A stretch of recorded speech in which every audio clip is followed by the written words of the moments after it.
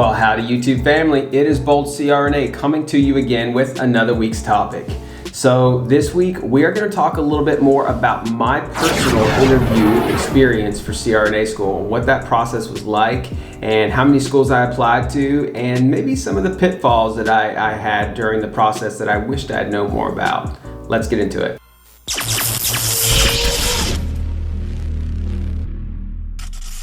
So first of all, a lot of people ask me, how many programs should I be applying to? Well, it depends on how strong of an applicant you are, one. But two, I would say in general, everybody should be applying to at least 3 programs. You should be going through all the programs and making a list and deciding who are your top picks, who lines up with the tuition that you're willing to spend.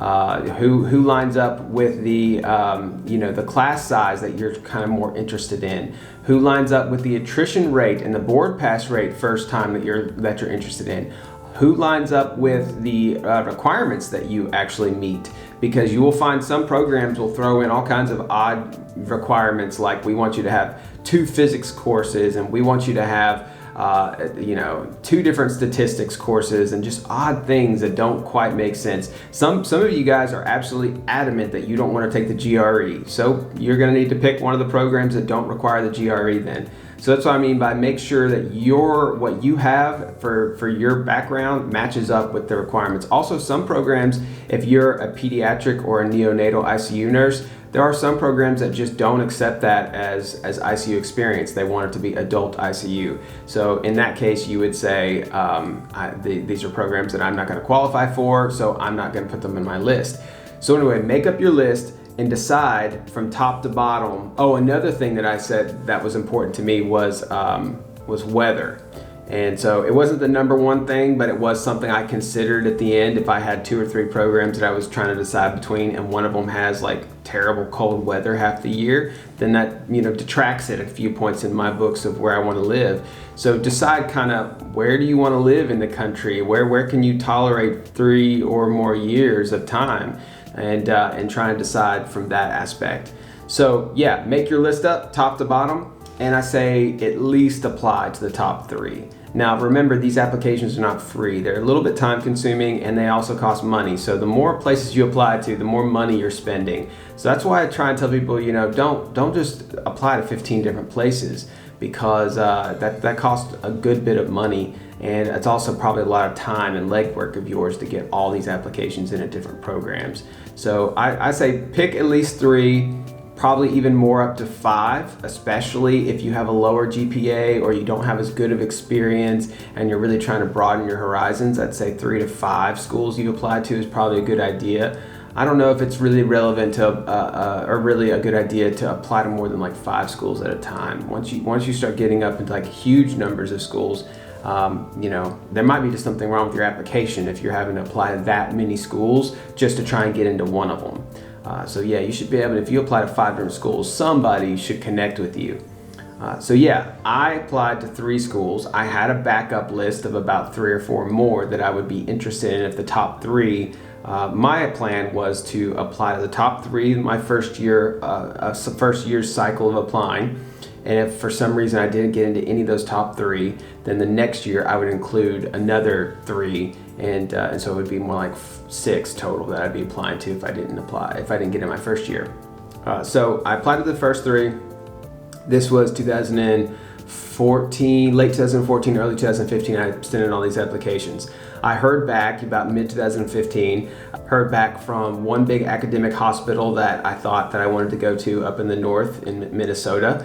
And then I heard back from Rutgers in New Jersey, which their feedback was nothing actually. They said their letter was pretty much like, we're not interviewing people this year, or maybe they've already accepted everybody. I don't know what the deal was. It was a very cryptic email that said pretty much they didn't want to interview me. But it didn't really say exactly why. And when I called the program, nobody answered their phones, nobody responded to any of their emails. I thought maybe they were shutting the program down or something. So I just didn't pursue that at all. But that one didn't get back to me really ever again. And then the Union University, which is the school I eventually went to, they actually had a later process in accepting their applicants or responding back to them. So I thought, well, all right, that'll give me time to interview at that first, academic hospital up in Minnesota and see about how that, see if that goes well. And if that goes well for me, then from there I will, either just tell the other school that, sorry, I'm already going somewhere else, or if it doesn't go well, then I'll continue on with the other program. And so that you'll find a lot of times people will do that with their applications because they are staggered a lot of times. Most programs will start at different times in the year or accept students at different times throughout the year. So you may have a few applications out and you may have gotten an acceptance to one, but you may be pending on two others and you may be waiting on an interview next week at a fourth or something like that. So that's pretty common in the application process.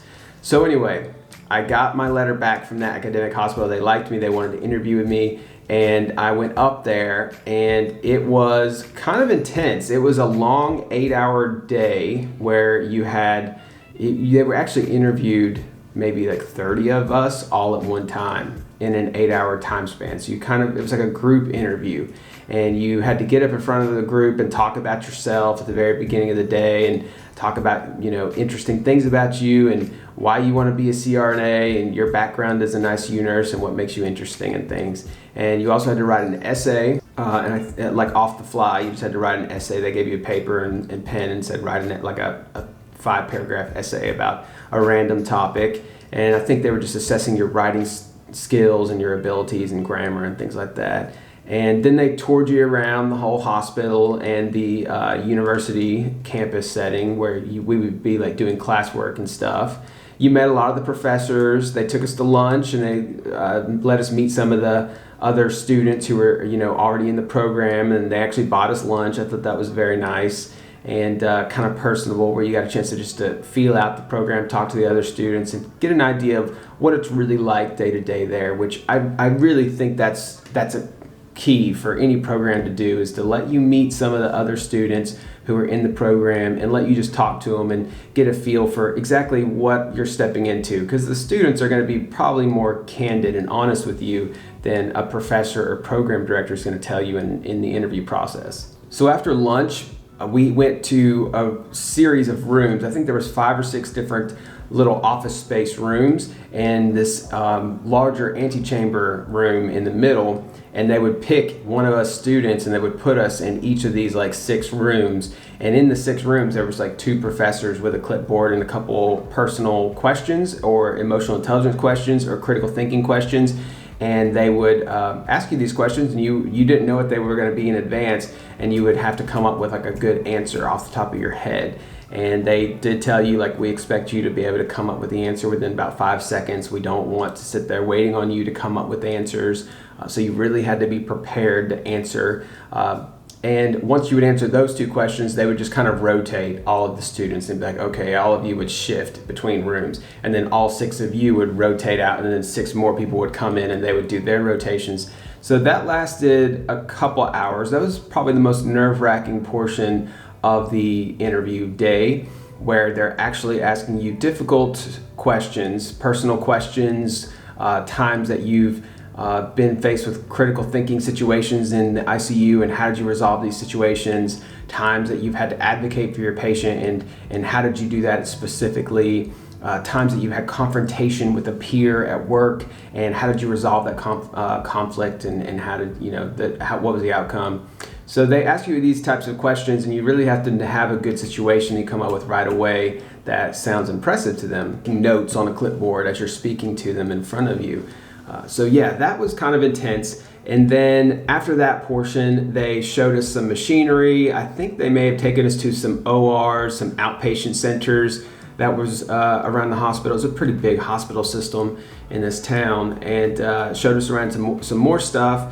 And then that was pretty much the end of the day. That was the end of the interview. It was like 3 or 4 p.m. So most of it from 8 a.m. to like 3 or 4 p.m. was this very long interview process. And actually a lot of us interviewees, we all went out to get some like cheese curds, which is like a popular dish up there. and some drinks and just kind of commiserate about the stress and the anxiety of the event, and just kind of blow off a little bit of steam. And then I went back to my hotel room where I got some sleep, and the next morning I flew back from there to Texas. I was currently travel nursing in Texas, so I'd flown from Texas to this northern state and took a weekend off from work to do all this, and then flew back, and then I had to be at work the following day. So that was kind of the first interview experience for me, and it went a little rough. I would say there's a big learning curve in the interview process for CRNA school. It's definitely nothing like what you've experienced before, probably.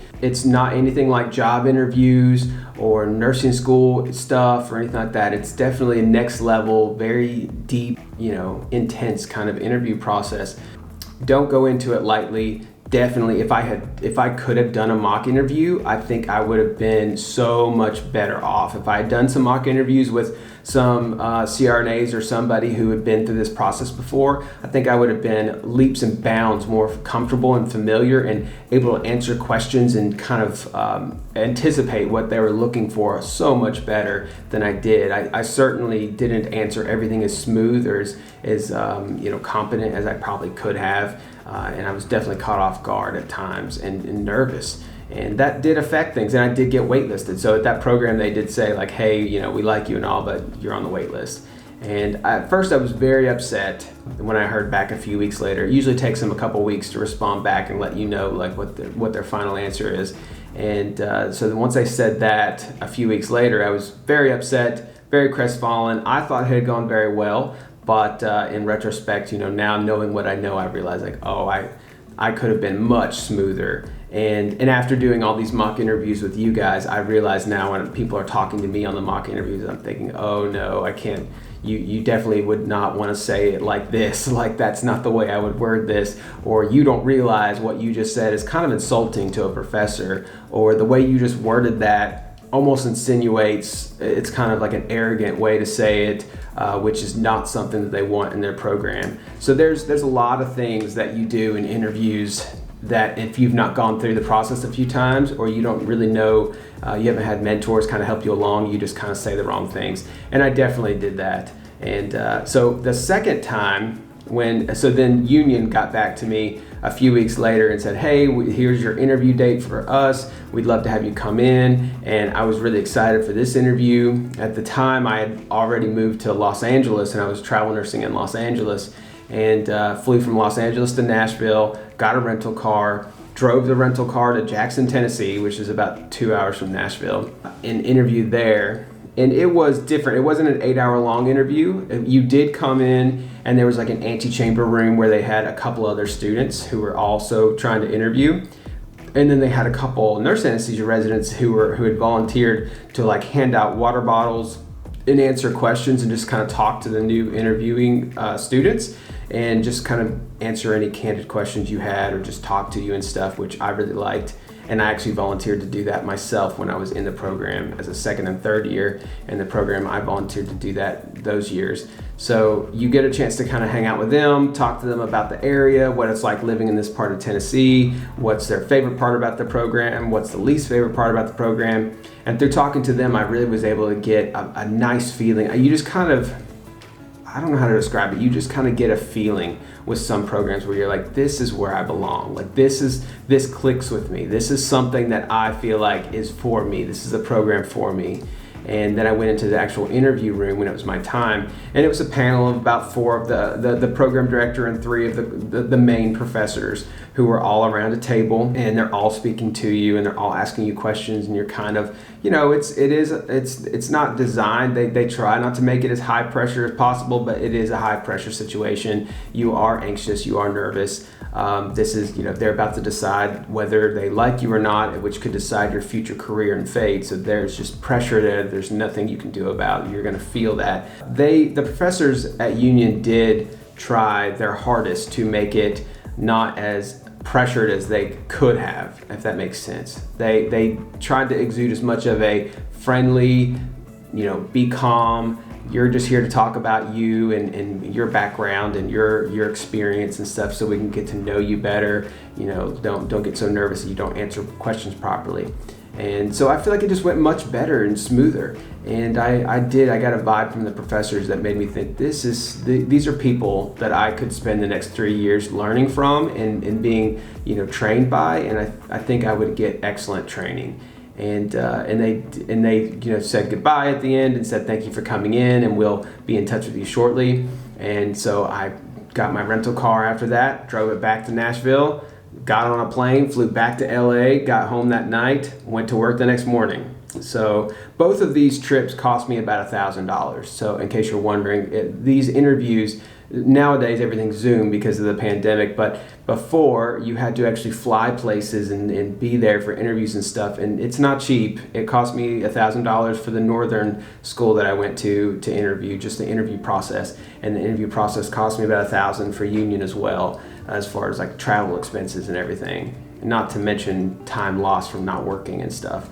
But anyway, so got back, went to work the next morning, and then about 3 or 4 days later, I got a phone call when I was in the middle of the ICU about midday, and I was really busy and stressed out, but I saw I had a phone call coming in from Tennessee, and I thought, well, I need to answer this really quick because I was anticipating hearing back from the program.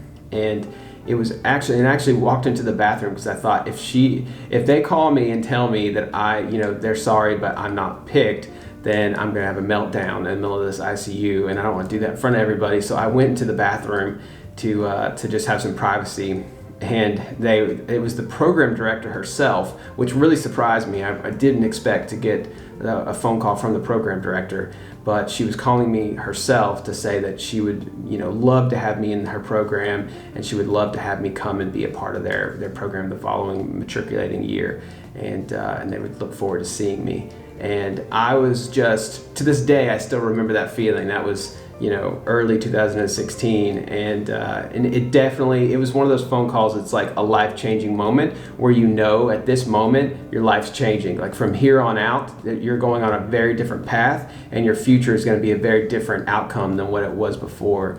And it's everything that I had been working towards and wanting for years and years and years, and it was indescribable. Just so happy. I mean, even though I was so stressed out at work that day and it was a really hard day, I walked out of there so happy to just do my job and to be there and to just be in my own skin. And I just felt blessed, and I just felt like everything was clicking right in the world. And honestly, the next couple months that I still worked in the unit before the program started, I didn't mind it at all. I looked at it like these are my last days working bedside, and I had been doing it 4 years at the time, so I was pretty burnt out, but I didn't mind it. I was kind of like gliding on air because I knew that this was the last little bit of time that I will be doing this, and then I will step away from this and I'll close this chapter in my life, and I'll never return to this chapter in my life. So I just appreciated it for the time that it was. That is essentially my story of the interview process and how I got into CRNA school. I hope that you found that interesting. I want to hear down below from you guys how you got your phone call that you got in, or maybe you got a phone call saying you didn't get in. I mean, tell that side of the story too. I got a phone call or an email saying I didn't get in, and I was very crestfallen, like I said, the first time for my first interview. But there's definitely ways to improve. Like I mentioned, I offer the mock interview, so go ahead and hit me up on at boltcrna@gmail.com if you're looking to schedule one of those. But that helps out a ton. I'm sorry for you guys who have gotten those emails that are pretty rough, that they didn't pick you. But I also want to hear below from you guys who did get picked and how awesome that moment was when you did get picked, because that's an exciting time. If you haven't hit that like button, what the heck are you doing? Hit that like button. And it helps out the YouTube algorithm so much. And also hit the subscribe button if you're not subscribed to the channel. And of course the memberships are over here. If you're looking for mock interviews, you're looking for study guides, you're looking for behind the scenes videos, that's over here too. And I post every week, so I will see you next Monday for next video. That's Bolt out.